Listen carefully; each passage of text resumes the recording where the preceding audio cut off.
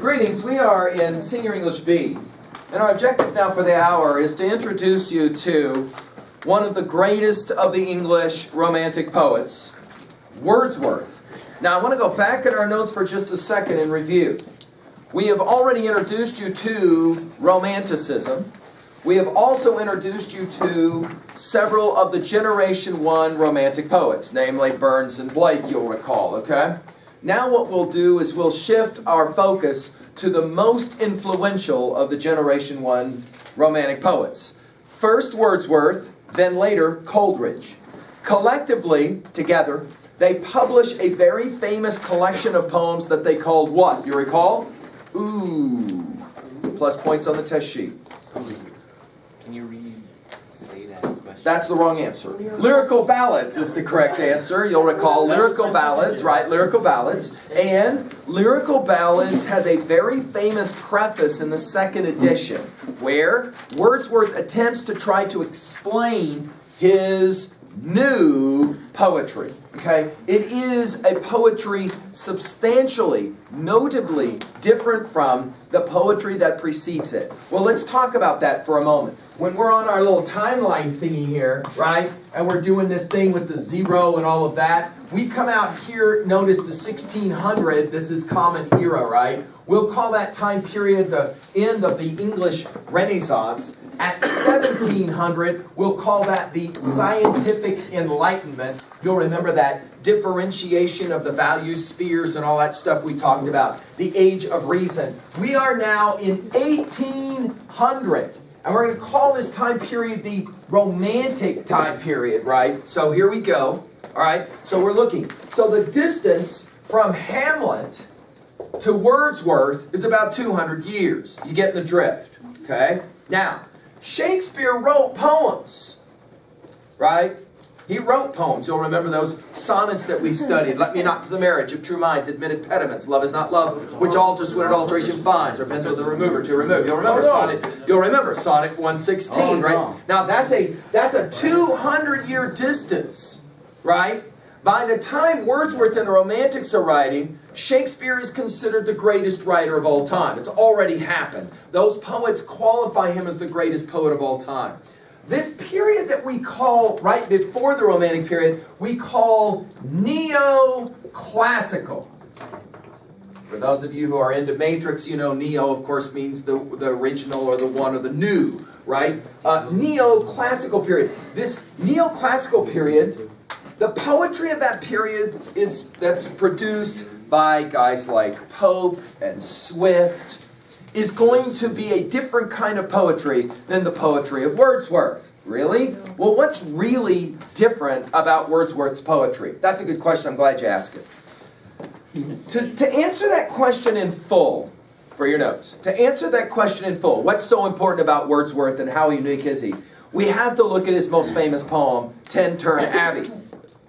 Okay, Tintern Abbey. Now, if you've got your book open, Tintern Abbey starts on page 780 and runs all the way to page 785. Right? And if you start flipping through that, several of you will say, good thing Mr. McGee, at least this semester, is not asking us to memorize this poem. Are you saying in past semesters this poem was memorized? I am. But we will not this semester memorize this poem.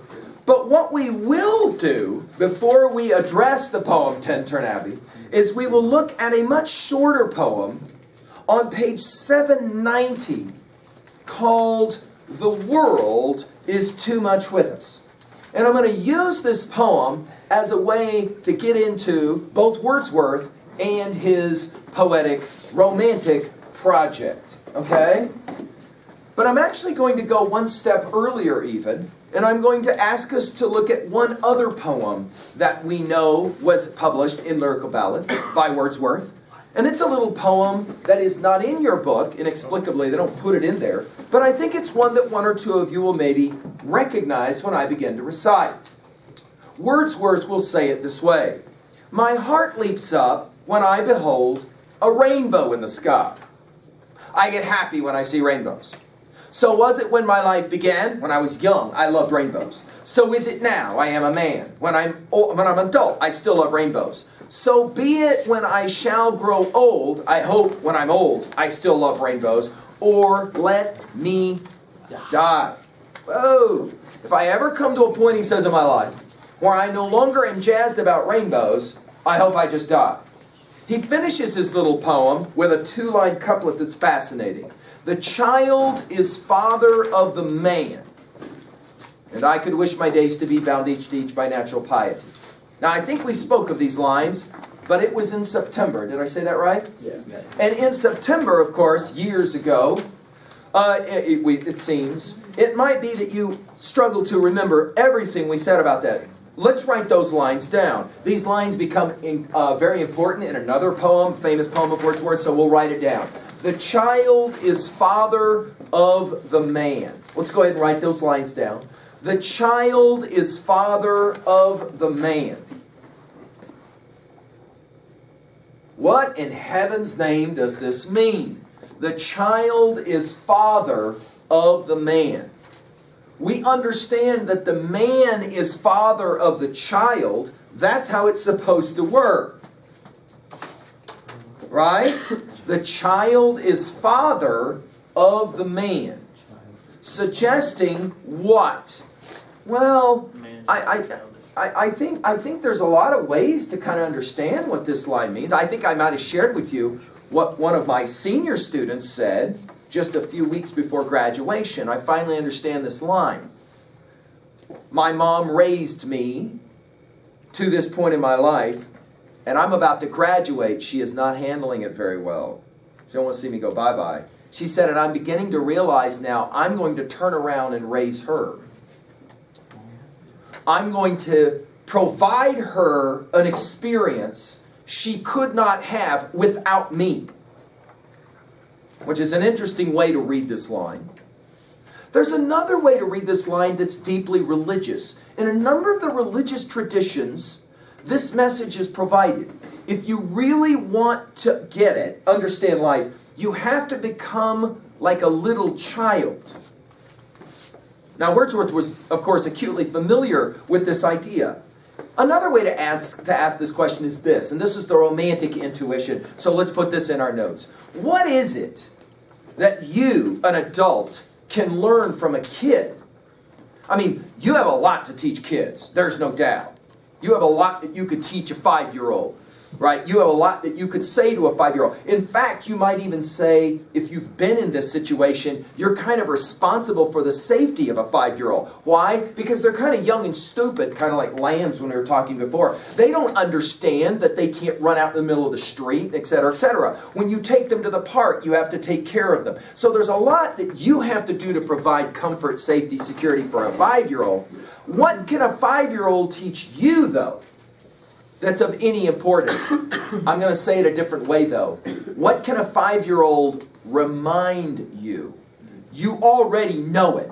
You just forgot it. This is a fundamental romantic insight. It says the following. As we get older, we have a tendency to forget. Forget? Forget what? The things that matter the most. Like what? Name one. A rainbow.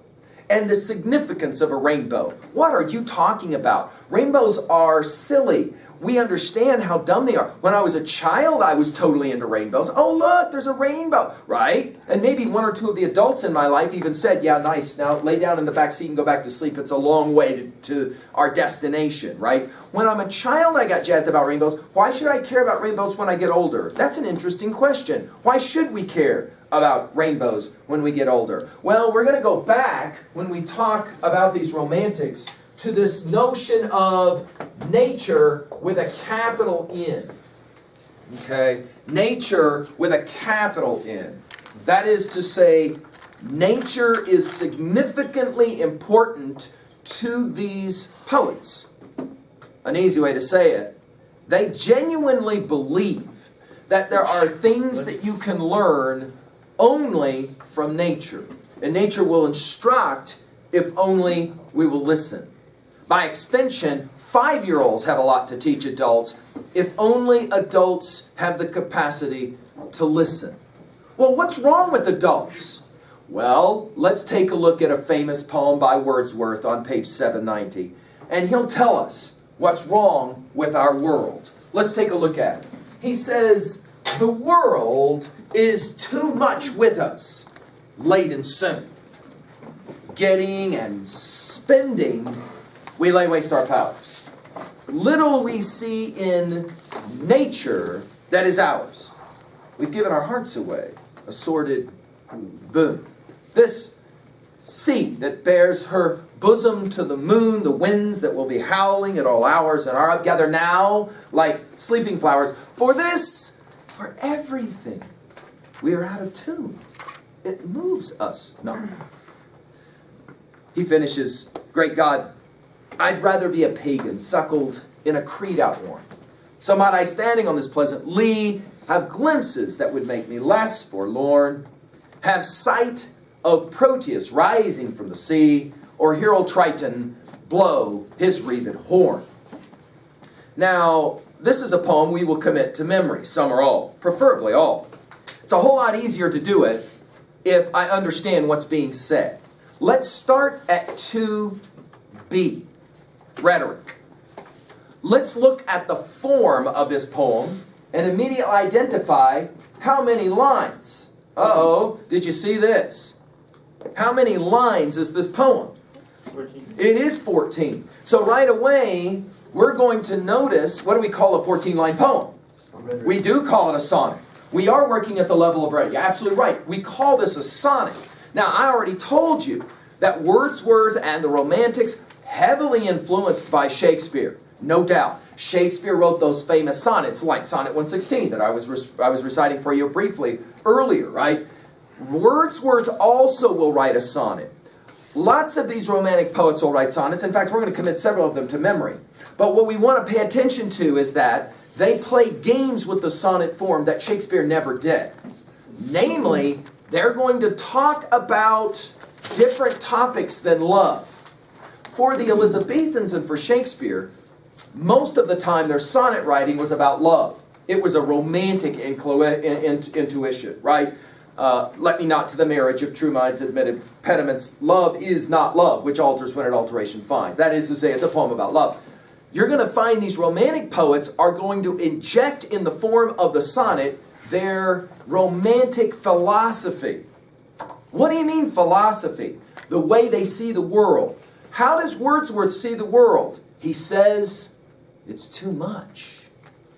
World? What world? The world of Ruthie's tree is too much? The world of nature? Look at the lines again. I'm going to exegete this, and once you understand, it's an easy poem to memorize. The world is too much with us, late and soon.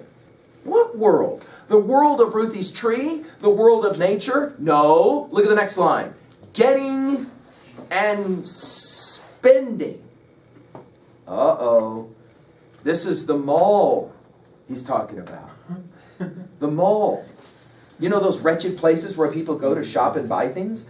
Getting and spending. We lay waste our power.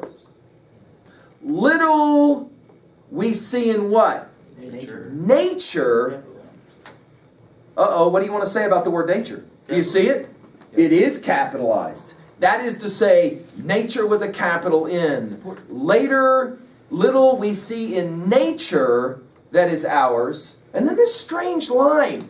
We've given our hearts away. Now, I know about those really bad martial art movies where they reach inside some poor bloke's chest and take out his heart. Is that what we're talking about here? We've given our hearts up? No. What does it mean? Write it in your own words. What does it mean to say, we are so interested in the mall. We are so interested in getting and spending. We are so interested in stuff.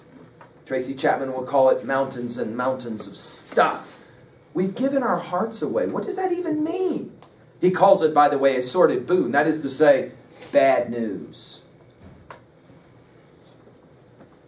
What does it mean to say we've given our hearts away? I don't care about. We've lost our focus. We've lost our ability to care about what really matters. Well, what really does matter? So notice, see, we've already exegeted the first few lines of this poem. The world is too much with us late and soon. He's not talking about the world of nature. He's talking about the world, the artificial world that is starting to matter in Wordsworth's day. Let's put it in our notes, the rise of the Industrial Revolution. Now, we're not going to talk at length about the Industrial Revolution until we get to about 50 years later and an epoch that we call the Victorian period. There, I will give you a lecture that I call my famous shoe factory lecture, and I'll talk about the Victorian period and the Industrial Revolution. But I'm only going to say this now. Wordsworth already recognizes there is something fundamentally wrong when money starts to matter so much that people begin to lose touch with what really matters. This is a profound romantic insight. It says, you better be careful, because when you're young, you get stuff you forget as you get older. A classic example of this. Many years ago, in another lifetime, I was a coach. And I coached soccer. And I took a group of guys to a big tournament over in Casper, where every other team arrived. We got out of the yellow bus that we were traveling in, and my players had already been instructed on the protocol of what happened next. And so I was a bit shocked when I came off the bus and I saw them all congregated over in this area of this large soccer complex. And I'm like, they already knew what it was they were supposed to be doing. I myself was about to get upset at them. I'm like, guys, let's go, we're on a rhythm, let's go. And I noticed, though, they were looking at something, and they were all kind of huddled looking. I was looking at their backs. And so I walked up, and I immediately realized that what they were looking at in this small area of this large complex was a group of little children playing soccer. Really little, as in 4- and 5-year-old little. You know what I mean? They're barely tall enough for their shin guards. Their shin guards look taller than they are, you know. And they're out there, and I don't know if you've ever seen this before. Maybe some of you played this when you were little. The bunch ball, you know, it just kind of, wherever the ball goes, you know what I'm saying? And I walked up, and all of my kids are watching. All my guys are watching. And then it hit me. Of course, I teach this stuff for a living, so I have a tendency to kind of think in these terms. And it kind of hit me for a second. The guys I was that year coaching, they were almost all of them juniors and seniors, and they were large men. They had grown into full-size men in full-size bodies. I coached them all when they were 4 and 5 years old. Okay, I had been coaching those guys since they were 4 and 5 years old. And in a moment of insight, it hit me, oh, these are the same kids I saw when they were out there running around, you know, running around, but... And then it hit me, all of my guys who I had coached at that age were watching these kids, and many of them had smiles on their face.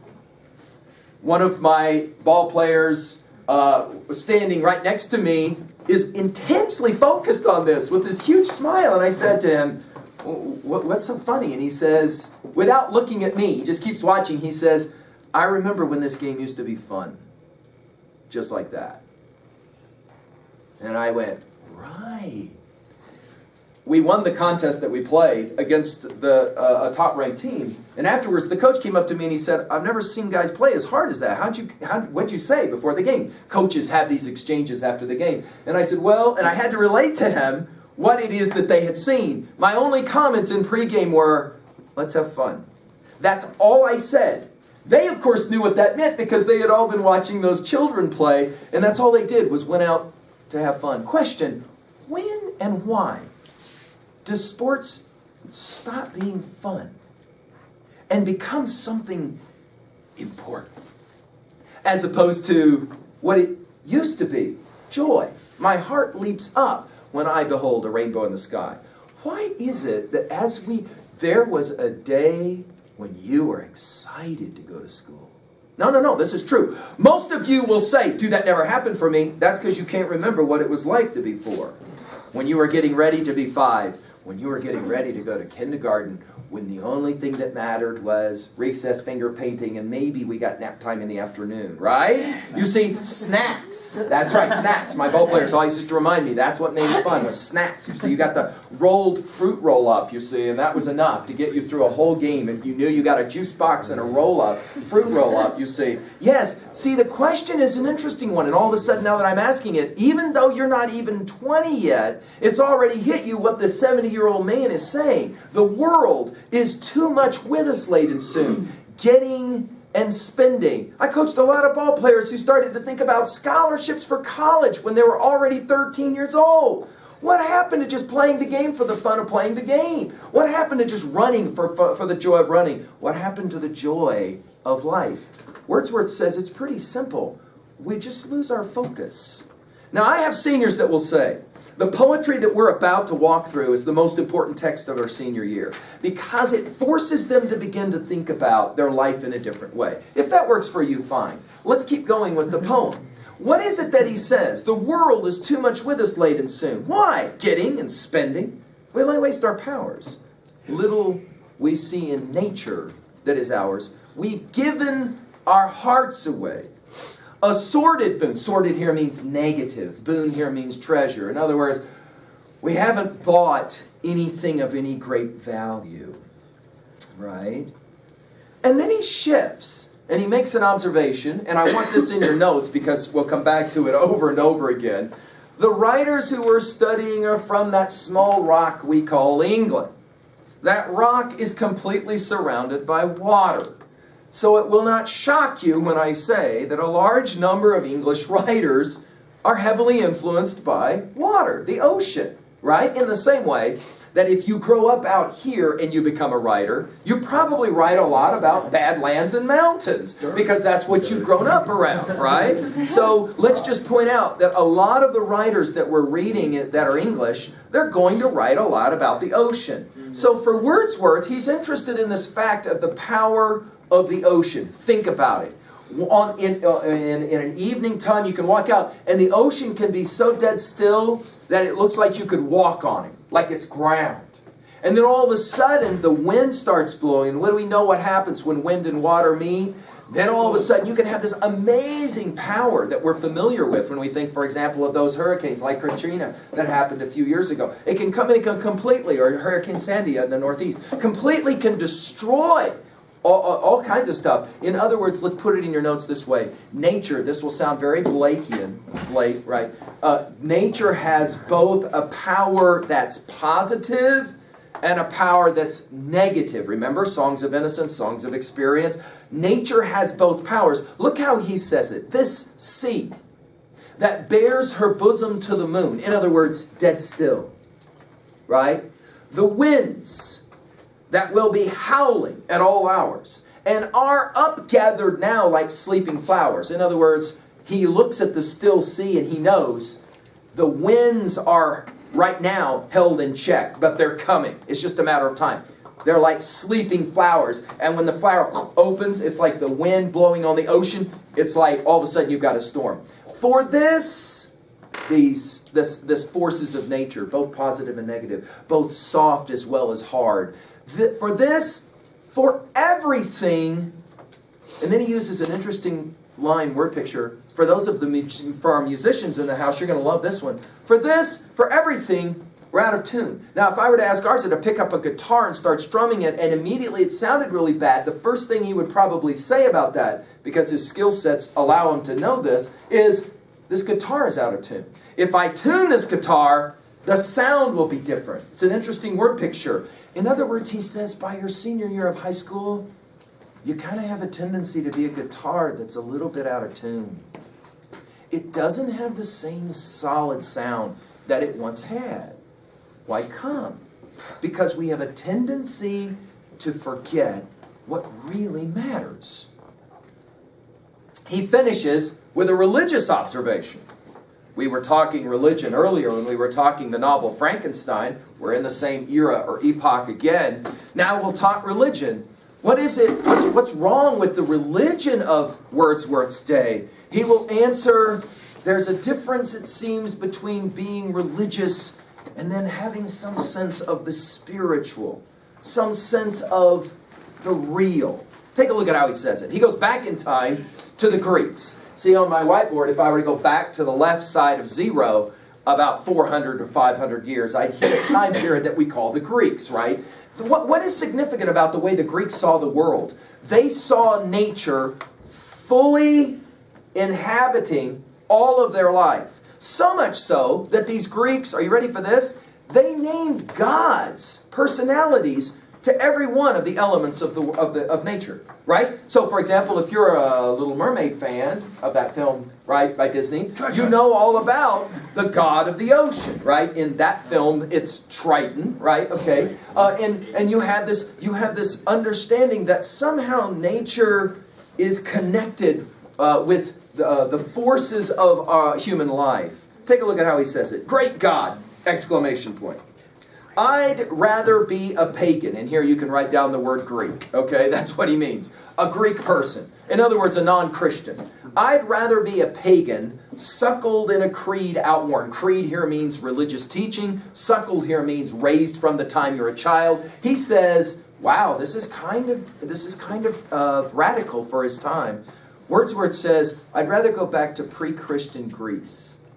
I'd rather be a Greek person. Why? Suckled in a creed outworn. Why? So might I, standing on this pleasant lea, lea just simply means the beach. He's looking still at the ocean.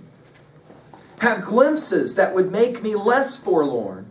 Have sight of Proteus rising from the sea, or hear old Triton blow his wreathed horn. In other words, he says, I wish I could go back to a time when all of nature was taught to me from my youth, that it had a life of its own, that it had a sustenance of its own. In other words, as Wordsworth will suggest in another understanding, God has been taken in religion and put inside of churches, and there somehow is where he stays. So that Europeans, and especially the English, can talk a lot about God, but rarely have much of a life that shows that they believe in God. They don't live very nice lives. They're not very nice people. Wordsworth and the Romantics are all about trying to gain back that intuition of kindness, compassion, gentleness, to be a better person. Okay? Now, there you go. That's the world is too much with us. Now you can put it in your own words at 3b. I'll ask you, of this poem, do you agree or disagree that malls, that Walmart, that the ability to shop online, that technologies of any number of kinds have somehow made our guitar out of tune? And we don't really understand always what fully matters. Do you agree or do you disagree with an idea like that? This is a very romantic intuition. Now, the world is too much with us is a sonnet. By the way, let's just point out, I won't go into a lot of detail, but some of you have already seen this, and this helps you to memorize. Notice, I can say it this way. The world is too much with us late and soon. Getting and spending, we lay waste our powers. Little we see in nature that's ours. We've given our hearts away, assortedly. I can say it that way. Or I can scan these lines, look at them while I do it, and be interested and impressed in the game Wordsworth is playing. The world is too much with us late and soon. The world is too much with us late and soon. Ba-bum, ba-bum, ba-bum, ba-bum, ba-bum. Do you see it? Ba-bum, ba-bum, ba-bum, ba-bum, ba-bum. I got 5 of those ba-bums. I call that an iambic ba-bum. And of course, because I got 5, I got pentameter, don't I? Ba-bum, ba-bum, ba-bum, ba-bum, ba-bum. Right? You see how that works? Pick at random any one of those lines and see if he sustains the iambic pentameter. A pagan suckled in a creed outworn. See? There it is. Right? That was the lines that Kroger was working with, so I just thought I would go ahead and continue. Right? A pagan suckled in a creed outworn. Do you see it? So, Wordsworth is playing a very old game by 1800. This is already a 200-year-old game from Shakespeare. He's borrowed the influences of Shakespearean sonnet writing. But he will write a poem that doesn't so much have to do with romantic love as much as it has to do with trying to awaken an English readership to a different way of seeing the world. Already, the Industrial Revolution, already the mall is becoming important. And he will suggest it's time to, this is a big romantic intuition, wake up. Wake up. Okay, so that notion of awakening, waking up, is going to be central as well to Wordsworth's project. Now, that is the introduction to Wordsworth, and that is the introduction to his first of the sonnets we will study. What we want to turn to next is the long version called Tintern Abbey for short. I'm with you now on page 780. Okay, page 780. Now we'll be looking at this poem for several days. Let's go ahead in your notes and make an observation. This is one of the most important texts we will study for our entire senior year. I have seniors who sometimes report at the end of the year, this is the most important poem that they looked at for their whole year. I wasn't kidding when I said there have been seniors who memorized some or all of this poem. It becomes a fairly easy project once you understand what's being said. I would say it this way, especially if you're an individual who agrees fundamentally with some of the ideas that Wordsworth is presenting.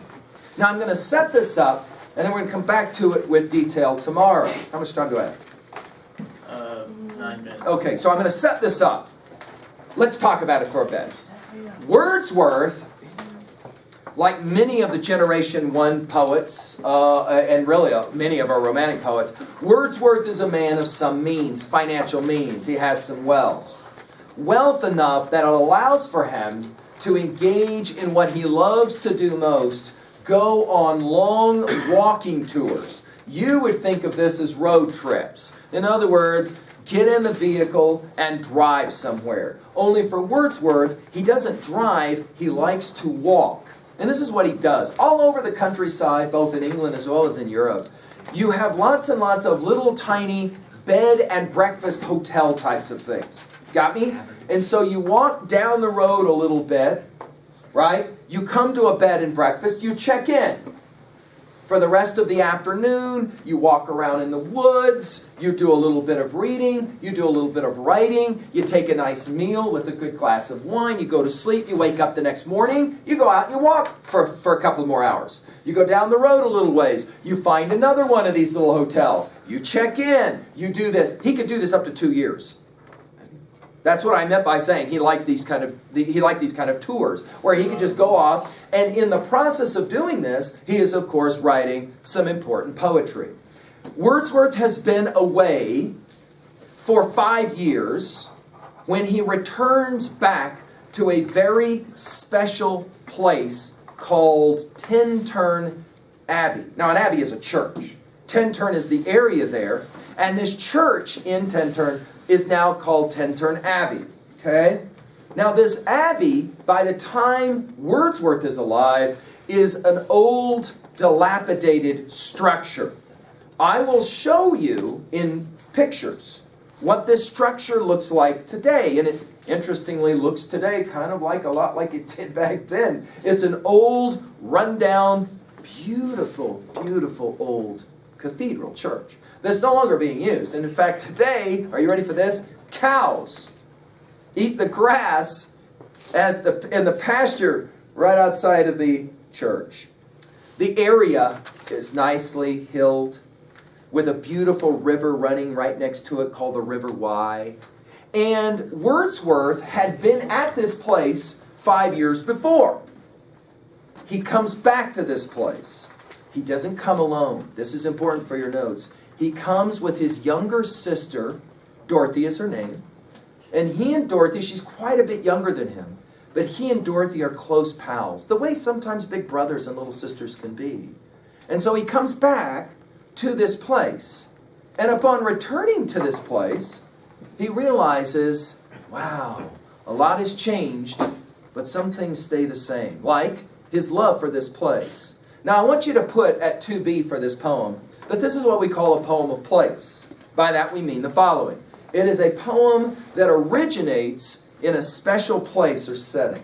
If I were to ask you, if you had the magic power to be able right now to be in any place in the planet, in any time of the year that you could construct it, where would that place be and why? See, that's the first question. But if I were to ask you to describe in detail, using all 5 of your senses, what can you see, what can you taste, what can you touch, what can you smell, etc., etc., how quickly could you come to a single location that for you is that place? See, some of you will say, oh wow, from my childhood, I have a place that maybe I came back to. A lot of hunters will report that because they hunted the same area, especially as kids growing up, there is a place within that area that for them they know so well that if they needed to describe, they could describe pretty well, pretty easily. They come back to it. For some of us, this is a location outside, in the outside. For some of us, it's a location inside, right? For some of us, it's a location in a special spot inside of a building, inside of our house, inside some place, wherever it is. I've had students that say my favorite place is inside of my vehicle because I had renovated that thing with my great-grandpa, and it becomes for me a really important place because it brings back, let's just say it out loud, a place that matters to you is a place that brings back the past, memories, right? That's what makes it significant. That's what makes it important. So when Wordsworth comes back to Tintern Abbey, he is going to resurrect in his mind a place where he's been before. Look at the opening lines. 5 years have passed. Notice, 5 summers, with the length of 5 long winters. And again I hear these waters rolling from their mountain springs with a soft inland murmur. In other words, I'm back. I'm back to a place I came from before. I remember a student I taught. He grew up in Whirlin all his life, and then he went away after graduation for Rotary Exchange, where he lived overseas for a year. And then after that, he decided to stick around and to work in an orphanage and stuff like that for another year. And it was 2 years before he finally ever came back to Whirlin again. And he reported to me the experience of coming back, how strange it was. He landed, his plane landed in Denver, and his family picked him up there. And he started to drive north from Denver. And as he hit the border and he started north towards Casper, he reported that all kinds of strange feelings came back to him. Because he had grown up in Whirlin, and in high school he had been a ball player of a number of sports. And so, as of course you know, if you're an athlete at all, you spend a lot of time in buses driving all over the state. And of course the drive from Whirlin to Casper is one you make more than a few times. And he had made it many times. So he said it was really weird. As he hit Casper and started driving from Casper to Shoshone and then on past Shoshone, he said all kinds of strange memories came back because from the time he was a little kid, he had been in cars and in buses and in trucks driving this drive. But he said when he hit Thermop, it was really weird because as he started coming from Thermop into Whirlin, all of the things from his childhood, he said, came up. And he said, man, by the time he crossed the Bighorn River, he said it was a strange feeling to be back after being gone. We're going to have that same intuition when we pick up Tintern Abbey and we meet it tomorrow. Thank you. I hope that you have a good day.